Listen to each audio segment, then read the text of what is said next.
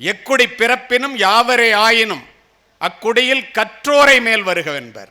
நிமிர்ந்து நிற்பதற்கு அடிப்படை என்ன? எப்பிறப்பாயினும் ஏமாப்பு ஒருவர்க்கு மக்கட்பிறப்பில் பெரிதல்ல, அப்பிறப்பில் கற்றலும் கற்றவை கேட்டலும் கேட்டதன் கண் நிற்றலும் கூட பெரினா.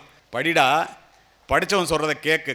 கற்றோர் அறிவுரையை காதார கேளுங்கள், உற்றிடும் நெஞ்சினில் உயர்வுன்னா. கேளு, கேட்டா மட்டும் பத்தாது, நிற்றல்னா. கற்க கசடர கற்பவை கற்றபின் நிற்க அதற்கு தகனா. நிற்கிறோமா? நின்றால் நிமிர்ந்து நிற்கலாம்.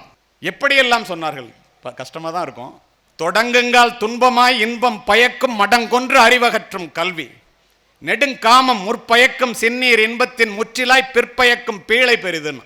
கல்வி படிப்பு புத்தகங்கள் இந்த வயசில் உங்களை படிக்க சொன்னால் கஷ்டமாக தான் இருக்கும். தொடங்கும் போது துன்பமாக இருக்கும், வாழ்க்கை பூரா இன்பத்தை கொடுக்கும். சிற்றின்ப செயல்களோ தொடங்கும் போது இன்பத்தை கொடுக்கும், வாழ்க்கை பூரா துன்பத்தை கொடுக்கும். நீ வாழ்வு முழுவதும் இன்பமாக இருக்க வேண்டுமா, துன்பம் அடைய வேண்டும்?